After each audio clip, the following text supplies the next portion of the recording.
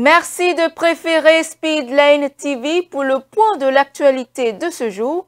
Mesdames et messieurs, bonsoir et bienvenue dans ce journal. Au sommaire, le Parlement béninois a effectué sa rentrée ce jeudi. Les travaux de la première session ordinaire de l'année 2025 ont aussi démarré à la même occasion. La cérémonie d'ouverture de cette session a été marquée par la présence du président du Parlement panafricain. L'acteur politique de l'opposition Apollinaire Avoyon a été interpellé dans la nuit du mercredi 2 au jeudi 3 avril à travers un communiqué. Le cadre de concertation des forces de l'opposition a dénoncé cette interpellation. Plus de précision dans ce journal. À la page inter, face à la crise énergétique et économique, le président nigérian Bola Tinubu a procédé au remaniement de la direction de la NNPC. L'objectif est de relancer un secteur pétrolier en déclin tout en redressant la confiance des investisseurs. Les détails dans un instant.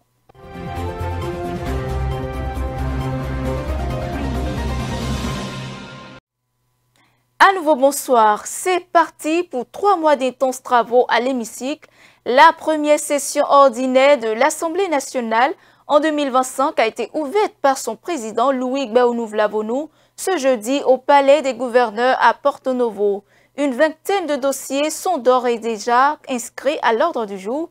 La cérémonie d'ouverture de cette session a été marquée par la présence du président du Parlement panafricain, Fortune Zefania, suivant un extrait du discours du président de l'Assemblée nationale. Monsieur le Président, Mesdames et Messieurs les députés, distingués invités, Mesdames et Messieurs, pour la première fois de son histoire, notre pays s'apprête à organiser en 2026 les élections générales couplées législatives, communales et municipales, suivies quelques mois plus tard par la présidentielle. C'est le fruit des réformes politiques allant dans le sens d'un meilleur fonctionnement de l'État et de la rationalisation des charges budgétaires liées à la multiplicité des consultations électorales. Au sens des dispositions des articles 44 à 58, regroupés au sein du titre 4 de la loi numéro 2019-43 du 15 novembre 2019 portant code électoral en République du Bénin, nous sommes déjà entrés de plein pied dans la période préélectorale depuis le 8 janvier dernier, soit 12 mois avant la date du prochain scrutin, avec tout ce que cela comporte comme restrictions et autres interdictions pour les acteurs politiques et leurs soutiens respectifs.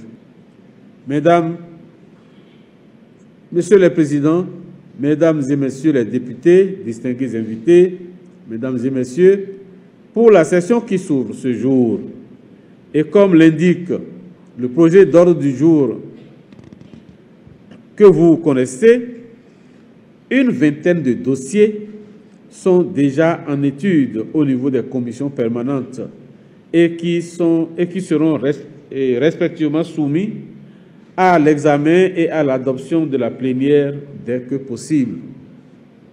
D'autres s'y ajouteront. Comme vous constatez, au Conseil des ministres d'hier, les dossiers continuent d'être envoyés au Parlement. Donc, ce n'est pas une liste exhaustive. Donc, je disais que dossiers ajouteront, comme d'habitude, en cours de session. Cette législature, tirant lentement mais sûrement vers sa fin, il me paraît en effet impérieux que nos travaux puissent se dérouler dans la sérénité qui convient, loin de toute pression sociale, morale ou psychologique. Je voudrais clore mon propos en réitérant, en votre nom, à tous et en mon nom personnel, notre sincère gratitude à notre illustre hôte pour l'honneur de sa présence et pour son important message adressé à la représentation nationale. Je remercie également les présidents d'institutions, les présidents des institutions de la République, les membres des corps diplomatiques et consulaires, les autorités administratives du département de Lomé et de la ville-capitale Porto-Novo qui ont rehaussé de leur présence accoutumée l'éclat de la présente cérémonie. Mes sentiments de gratitude vont enfin aux partenaires techniques et financiers qui accompagnent le développement de notre pays ou qui assistent directement à l'Assemblée nationale. Je n'oublie pas les forces de défense et de sécurité dont la présence permanente nous rassure, ainsi que toute l'administration parlementaire qui travaille comme des ouvrières dans une ruche ou dans une fourmilière. C'est sur cette note de gratitude, empreinte de sincérité et de cordialité que je déclare ouverte ce jeudi 10 avril 2025 la première session ordinaire de l'Assemblée nationale du Bénin pour l'année 2025 en souhaitant plein succès à nos travaux. Vive la coopération interparlementaire, vive l'Assemblée nationale du Bénin. Je vous remercie pour votre aimable attention. Autre volet de l'actualité, l'interpellation d'Apollinaire Wilfrid Avognon, président du parti Nouvelle Force Nationale, n'est pas du goût du cadre de concertation des forces de l'opposition. Ce regroupement des forces de l'opposition a dans un communiqué indiqué avoir appris dans la nuit du mercredi 2 au jeudi 3 avril l'interpellation du troisième coordonnateur adjoint du cadre.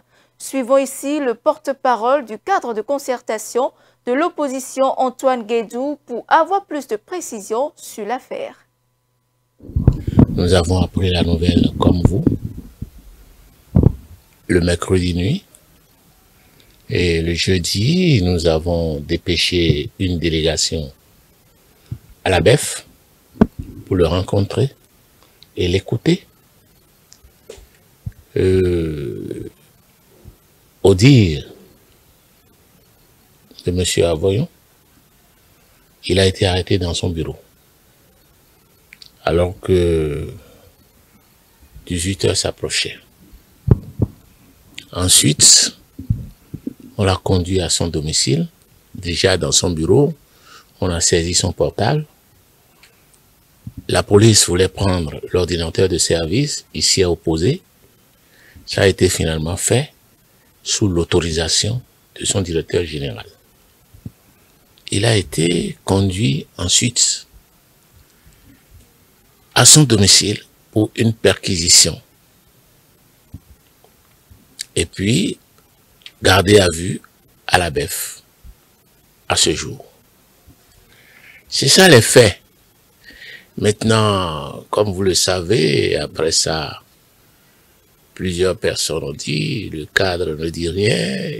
Non, vous savez, au cadre de concertation, ou si vous voulez, dans l'opposition, il y a des gens responsables. Il est encore aux mains du prince, ou des princes, si vous voulez. La police va probablement le présenter au procureur.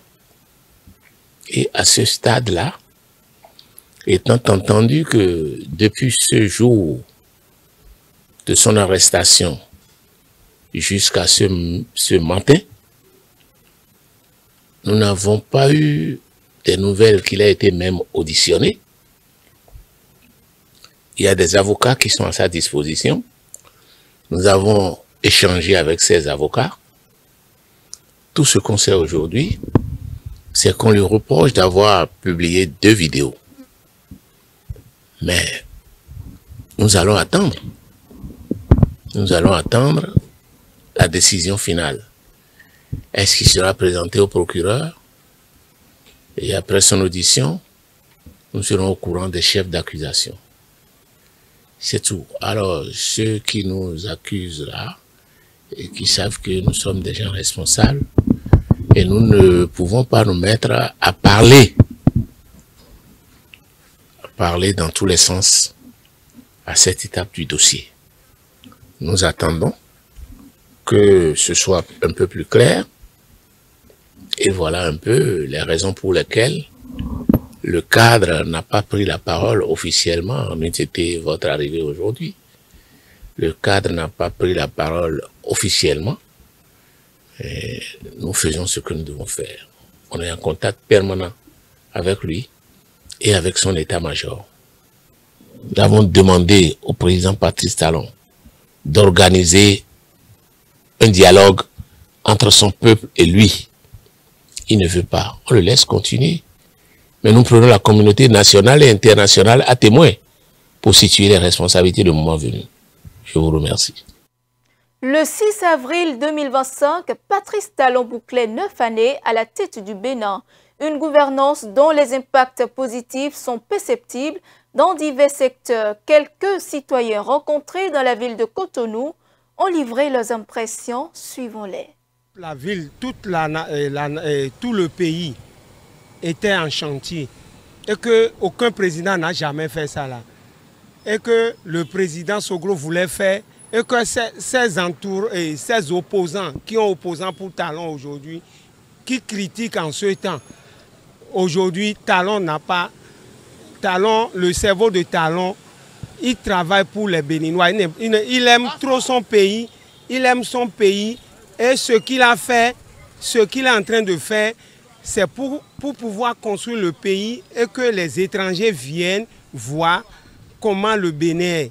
Il faut regarder l'Amazone. Ça donne aujourd'hui, les touristes viennent. À Ouida, les touristes viennent. Vodundés. Et nous avons tout ça là. Et que le Bénin, c'est pour nous tous. Mais c'est un président qui peut construire. C'est Talon qui peut construire ce pays. Sans les autres, Talon ne voulait pas quelqu'un ni opposant avant de travailler. Et que il peut dire tout. Talon, c'est-à-dire Talon, tout le cerveau de Talon, il est comme Kérékou, il ne parle pas. Mais là où il va, c'est là qu'il va.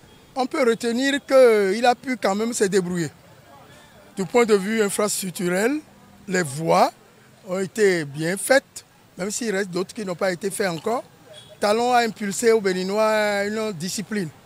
C'est-à-dire que la chose publique, on ne doit plus l'utiliser comme on voulait. Et aujourd'hui, les gens ont la crainte qu'on ne va plus détourner les choses de l'État. Hein, le port de Casse, par exemple, les gens n'avaient pas respecté autant jadis, mais autant de Talon, le port de Casse a été effectif et continuel. Nous reconnaissons en Talon qu'il a impulsé quand même, il a donné aux Béninois un certain rythme par rapport au travail bien fait. Il a travaillé, tout le monde a quitté le pays, les opérateurs économiques ont fui le pays. 9 ans seulement, hein. En 9 ans, le pays est venu à terre. Et tous les hommes sont devenus Zémi-Diamane. Tous les hommes, sans exception, même ceux qui travaillent dans la fonction publique, sont devenus des conducteurs des Zémi-Diamane. Et les soirs, Cotonou est bourré de maillots jaunes.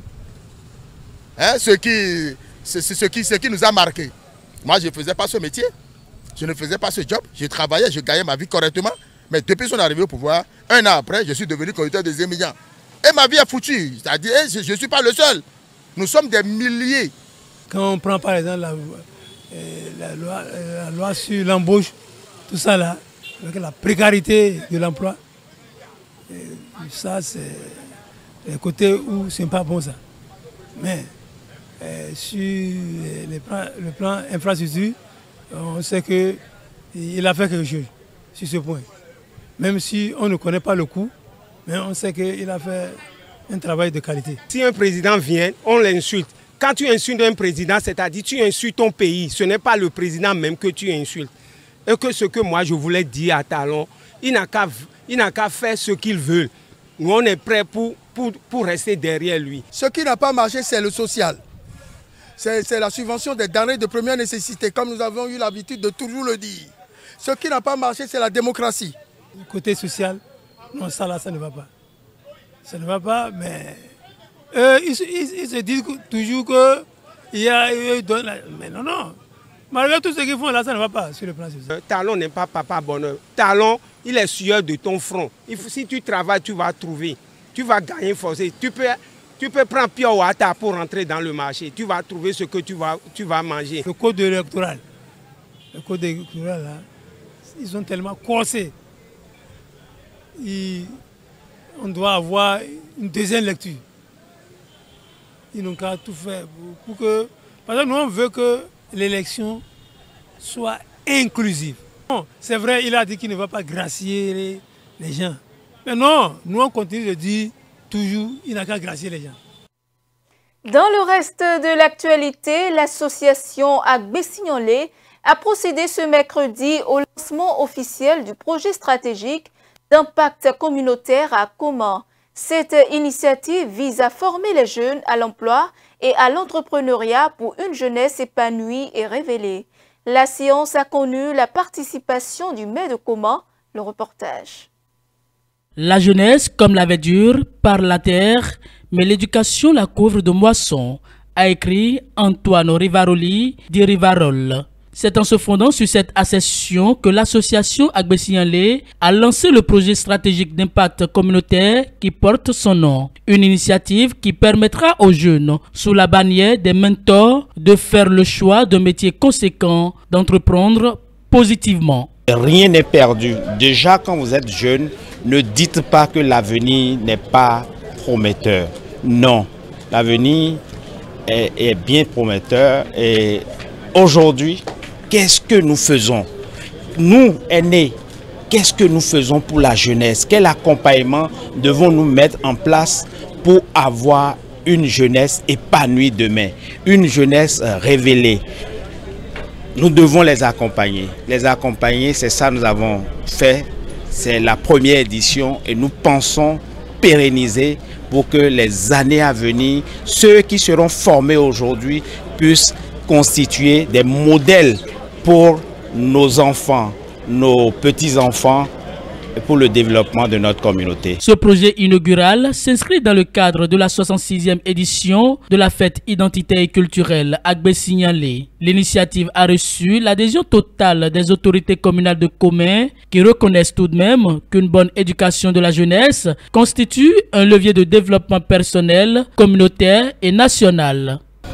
Considérez que ce projet est une opportunité parce que ça ouvre les yeux aux jeunes sur le fait que ils doivent savoir, ils doivent prendre conscience des problèmes de leur communauté, des problèmes de leur environnement et se dire qu'est-ce que je peux apporter. À partir de ce que je peux apporter, je peux lancer mon entreprise, je peux lancer quelque chose et apporter cela à ma communauté. Le savoir reste savoir si ce n'est pas appliqué. On peut avoir tous les diplômes de ce monde. Beaucoup de personnes ont le permis de conduire mais ne savent pas conduire. Donc savoir conduire, c'est l'application, c'est la pratique. Savoir. Donc ce projet est une innovation et j'invite les jeunes à participer. Ce n'est pas facile de devenir un cadre, ce n'est pas facile de choisir son métier et pour les essais. Donc il faut un temps suffisant pour pouvoir déterminer, pour pouvoir choisir ce métier et les essais. Encore quel métier? Un métier d'avenir pour pouvoir les essais. Aujourd'hui, je me réjouis. C'est une innovation au niveau du bureau exécutif de Agbesignanlé. Aujourd'hui, il n'est plus question d'attendre le gouvernement. Il faut se faire former et aller vers ce que tu as appris et aller vers les richesses qui sont cachées aujourd'hui. Donc je crois que les jeunes de Koma sont un tant soit peu aguerris. L'association Agbesignanlé entend à travers ce projet jouer sa partition pour une jeunesse wati épanouie, gage d'un développement certain de la localité. En interactualité, au Nigeria, le président Bola Tinubu tente de restructurer le secteur pétrolier alors que la production nationale est au plus bas et que les prix du brut sont en chute après l'annonce des nouveaux tarifs douaniers de Donald Trump il y a une semaine. Le chef de l'État nigérian a limogé une dizaine d'euros au cadre de la compagnie pétrolière nationale. Le reportage. Avec ces nouvelles taxes douanières, Donald Trump a provoqué une chute des prix du pétrole, aggravant la crise pétrolière au Nigeria, déjà frappée par une production au plus bas. En réaction, le président Bola Tinubu a engagé une réforme en profondeur du secteur. Il a limogé 11 hauts responsables de la compagnie nationale NNPC et a nommé de nouveaux dirigeants Amadou Moussa Kida et Bayobashiro Julari. Le gouvernement a confirmé que la vente de pétrole brut en Naira resterait en vigueur. Cette politique vise à soutenir le raffinage local, à limiter la dépendance au dollar et à relancer l'approvisionnement sur le marché intérieur. Elle répond aussi aux tensions avec le milliardaire Aliko Dangote, dont la raffinerie avait cessé ses livraisons faute de pouvoir payer en devises locales. Bola Tinubu espère ainsi restaurer la crédibilité d'un secteur stratégique souvent entaché par la corruption et redonner un élan à la production pétrolière nationale. La République dominicaine a commencé ce jeudi à faire le deuil des victimes de l'effondrement du toit de la discothèque de Saint-Domingue, dont le bilan provisoire dépasse désormais les 200 morts. Les autorités ont promis l'ouverture d'une enquête dès la fin des fouilles. Suivons. L'identification des victimes se poursuit en République dominicaine à la suite de l'effondrement du toit d'une boîte de nuit emblématique à Saint-Domingue. Lundi, au moins 221 personnes ont été tuées et des centaines d'autres blessées dans ce drame qui a emporté l'ancien joueur de baseball Octavio Dotel.